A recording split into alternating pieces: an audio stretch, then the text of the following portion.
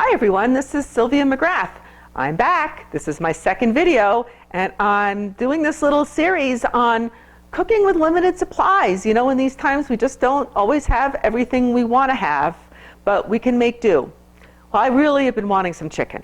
So I found some chicken at the store and realized I also have prosciutto, and I had some sage leaves. They're kind of crumbly and dry, but we're going to make them work. And what are we going to make today? It's called chicken Saltimboca. It's an Italian recipe. Saltimboca means jumping in your mouth. And I think really that means the flavor just jumps in your mouth, because these flavors are all delicious and they go really well together. So let's just get started, huh?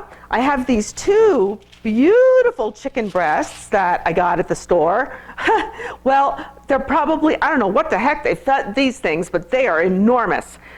They're probably not like little organic, no hormone chickens, but you know what? These days, I'm just going to eat whatever I have available.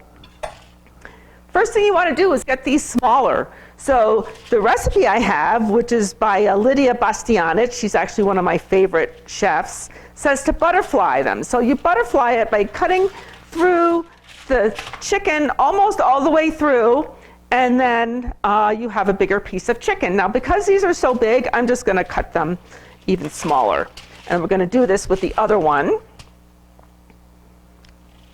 We could butterfly it if these were smaller, but like I say, these are going to be enormous, so I'm going to cut it again. Then what you want to do is pound them. If you don't have, I have them right now on a piece of waxed paper, and I'm actually going to take some plastic wrap to put over them as I pound them. If you don't have a pounder like I do, you can probably try a hammer or a can or anything you have available. So just give them a light pound so they're thinner. You don't want them to take forever to cook. And this also is a means of tenderizing your chicken. All right, I think those look good. I'll put that aside. Put the other one aside. Put these two under. We're going to do the same process with these two. Oops.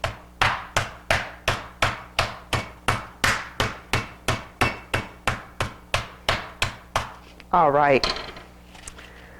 See? These are much thinner than they were when they started out.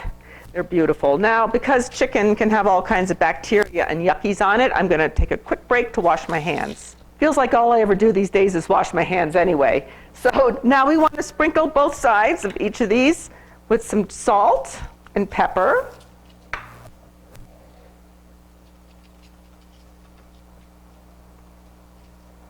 I'm going to flip them around.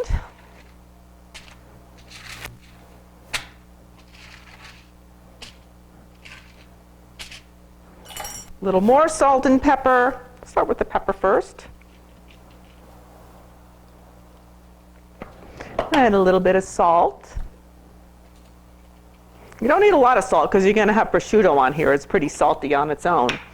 And then next thing we're going to do, actually, I'm going to just heat up my stove right now. Easy cheesy.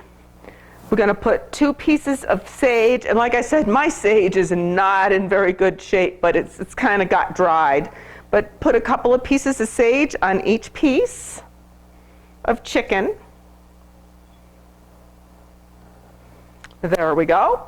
And then we're going to plop a nice piece of prosciutto. You can trim this to size, but this prosciutto actually fits pretty nicely on the pieces of chicken that I have. Lucky me. That is awesome. Yeah.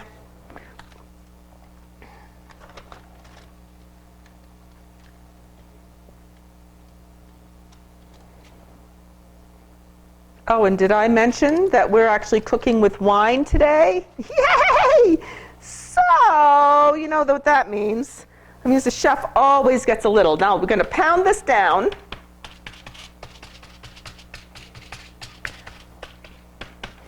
So that it doesn't fall off. And then we're going to just sprinkle them with some flour. Not too much. Probably shake it off a little bit. Sprinkle the back with some flour.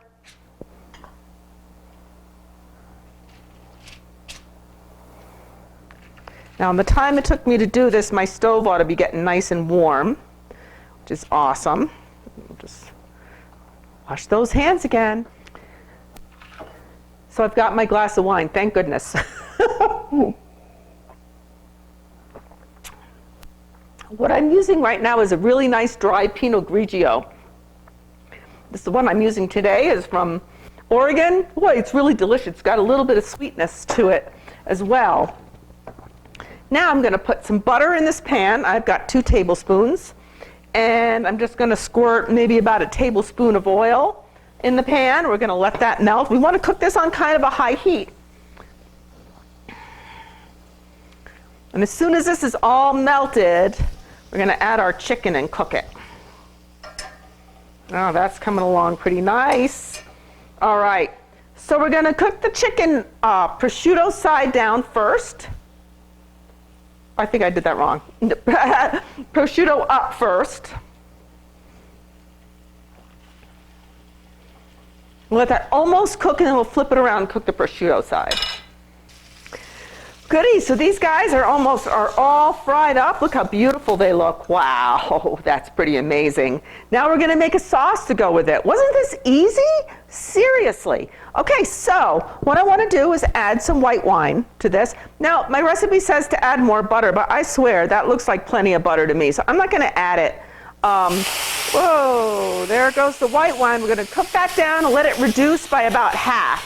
What I have in here is a 1/4 cup plus about another extra tablespoon. So that's just gonna sit and cook down for probably another 2 minutes. So we're back. Here's our sauce. As you can see, it's simmered to about half of what it was, and it's thickened up just a little bit. Now, all we're gonna do is add the chicken back into the pan, let that heat up, make sure it's fully cooked.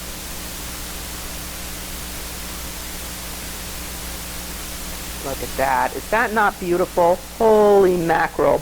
So I'll tell you, if there's somebody in your life you'd like to impress with a really delicious meal that jumps in your mouth and is super simple to prepare, I highly recommend this recipe. So we'll see you back a little bit later when we're having this for dinner. And we're ready to eat. Bon appetit. I hope you guys really try this recipe. You will be amazed.